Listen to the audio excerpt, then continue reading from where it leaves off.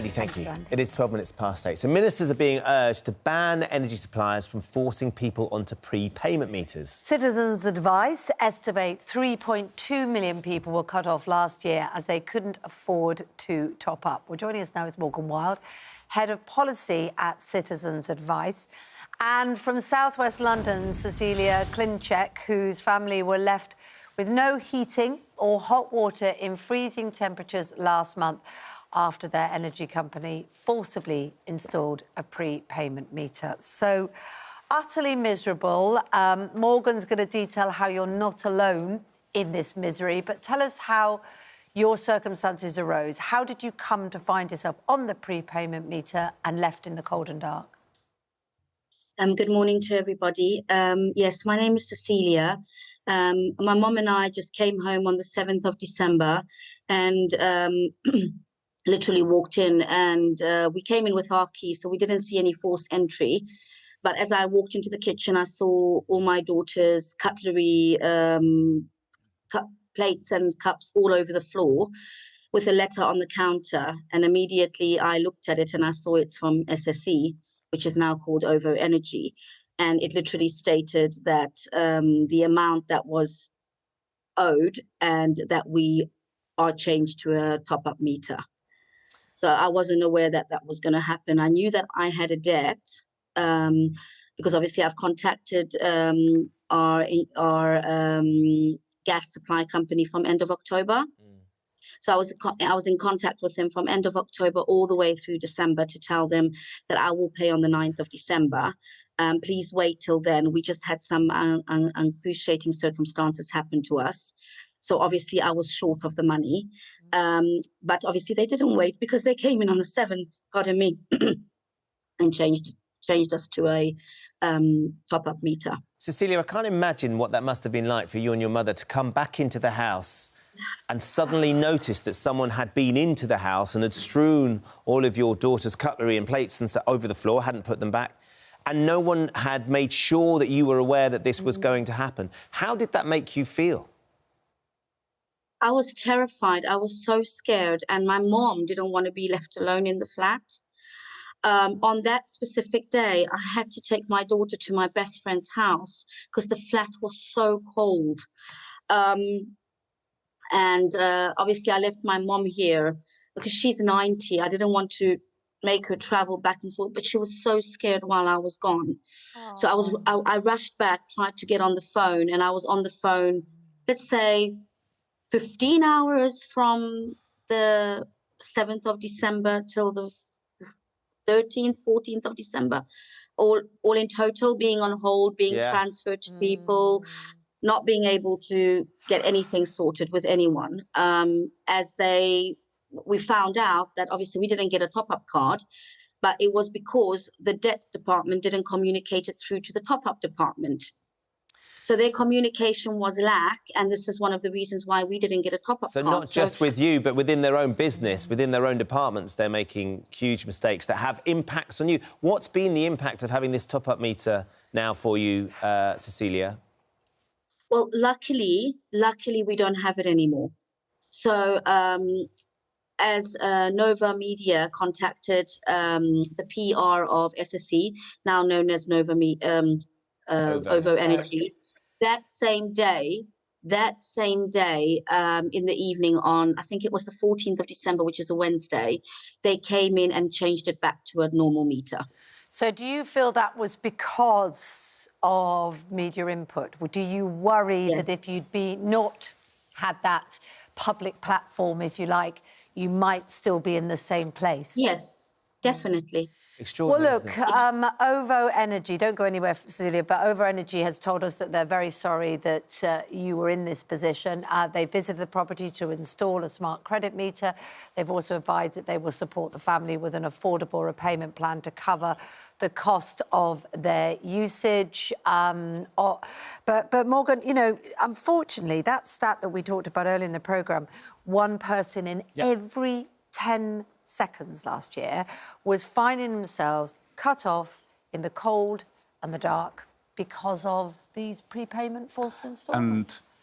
Cecilia's story is heartbreaking, but we're seeing stories like Cecilia's come to us at Citizen Advice each and every day. Our research shows that over the past year, 3.2 million people couldn't afford to top up their prepayment meter. And as you say, that isn't just about not being able to top up. It means you can't turn the lights on, you can't heat your home, you can't keep your fridge going, you can't use your hob. It has She's real, got a 90-year-old mum there. She's got a young daughter. Exactly. And, you know, we wouldn't blow the whistle on this lightly, and we wouldn't call for the government to step in and ban the forced installation of prepayment meters unless the situation was growing untenable. So you're that stat, 1 every 10 seconds. How does that compare to previous years? So if we think about people who are just coming through the front door at Citizens Advice, we've helped people who aren't able to afford to top up their prepayment meter more last year than in the previous 10 years combined. Wow. Absolutely unprecedented. How can, if somebody's in a situation where Cecilia missed the note saying that they were going to do this, and then they came in and they forced their way in, they unlocked, they didn't tell her. If somebody does get a letter saying we're going to put you on a prepayment meter, what can they do to stop that from happening? I mean, the first thing to do if they receive a letter like that, or in general if you are worried about falling behind on your energy bill, is to try and talk to your supplier. But there's going to be lots of situations where that's difficult, like Cecilia's, where you're away from the home for some time. But you should try and speak to your supplier. They are obliged to try and help people out who are falling behind. Can you on the refuse bills. to take the prepayment meter? No, ultimately, no. If the energy firm follows the right steps, it can put you onto a prepayment meter, or it can switch your smart meter, often at a flick of a switch, to prepay mode. Gosh, I mean, if you're in a situation like she detailed, albeit after the event, where she was calling and calling and calling, and you know, we've all had experiences with various energy companies and actually various institutions of that problem. Is there anything you can do to at least register you've tried? It's good old-fashioned snail mail, writing a letter, getting something on record, because you do feel very helpless when you're trying to resolve those problems, Yeah, don't you? absolutely. So we'd always urge people to reach out to their supplier. If they are in that situation, please just pick up the phone to Citizens Advice or look on our website for advice on what to do in that situation. It is very worrying. Lots of people getting in touch. Just one question I might put to you, Morgan. I'm not sure we'll be able to help. Adrian says, my daughter's just moved into a house with a prepayment meter in it. They won't remove it and she can't change suppliers either. Where does she go there? That's really difficult. So it would depend on the circumstances that she's facing. But if she's got no reason to be on a prepayment meter, it was the previous tenant. We often see situations just like that, where a resident is new to a contract and it's the past resident's building up of debts that has led to the installation in the first place. We'd always advise somebody in that situation to reach out to us directly, and we may be able to talk to the supplier and find a solution. There you go, Adrian. Maybe you should try and reach out to Citizens Advice. They'll be able to help. Cecilia, just before we let you go, I mean, clearly things have improved and you're off the meter. How are you all getting on now? Well, my mom literally just got better, let's say just before New Year's Eve. We had to call the ambulance. They had to come out here. I really thought we were going to lose her. She was so cold, and she is 45 kilograms. She's little. She's so fragile. So obviously, I'm so relieved that she is better now, and it turned for the best. And they got the meter back on, and we managed to get the heating on. But I just wanted to say one little thing, because obviously, as the lovely gentleman said from Citizen Advice Bureau, for in my circumstances, I contacted them from the end of October because I already knew that I'm going to miss payments. Because we had a huge, we had bed bugs, I'm going to be very honest with you, and it costed us £1,130. So I had to make sure that we are getting all these bugs out of our property. So I already knew that I'm not going to be able to pay my gas bill. And I told them, and I communicated through end of October, constantly calling every second week. All the calls are there. And still this happened. So, you know, not ignoring the letters, still contacting them.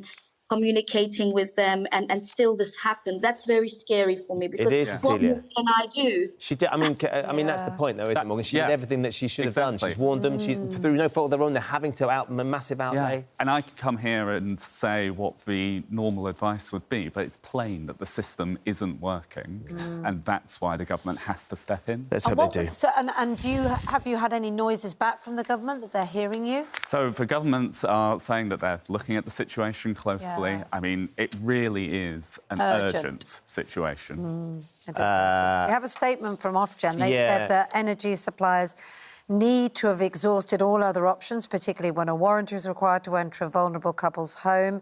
But obviously this, this isn't happening. That's I think the statement goes on to say customers in vulnerable circumstances being left without power for days or even weeks is completely unacceptable, and we take this issue extremely seriously. Suppliers must follow strict rules when installing prepayment meters and need to have exhausted all those options.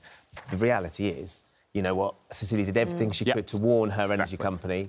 They came into the house, put the meter in, and then left all the children's things all over the floor. I mean, the disregard for their personal space in the first place would be terrifying. Yeah, exactly. And that's why the framework at the moment just isn't working. Yeah. Let's hope things change. Morgan, thank you for joining us. Cecilia, thank you for sharing that story with us as well. Thank you.